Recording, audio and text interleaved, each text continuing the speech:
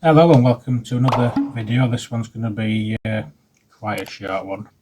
I just wanted to show you in Solidworks how to get rid of dangling dimensions and or dangling constraints as well.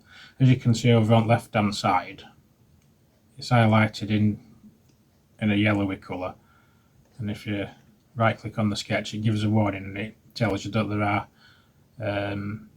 dangling dimensions or constraints, and it asks you to repair it. Now I didn't know this until fairly recently, but if you go into the actual sketch, and it's this sketch here, so you can see this one's dangling. If you go up into at the top here, and it says all in sketch, but if you just do dangling,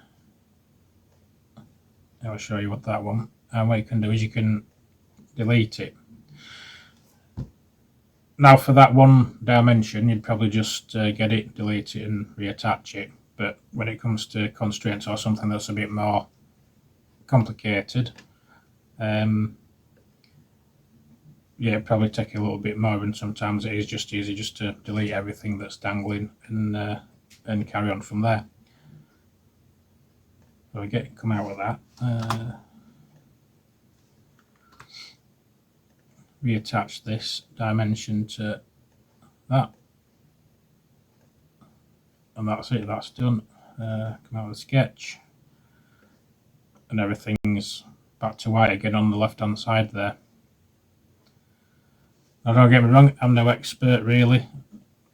I've had access to Solidworks over the last few years, but I just do it every now and again, and I have bought my own copy recently, just the standard version.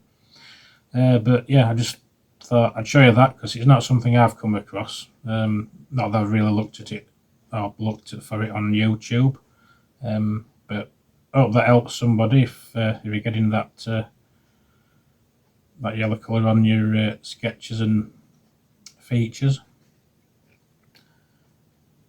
And yeah, that's it. Thanks for watching, and we'll see you in the next one. Bye for now.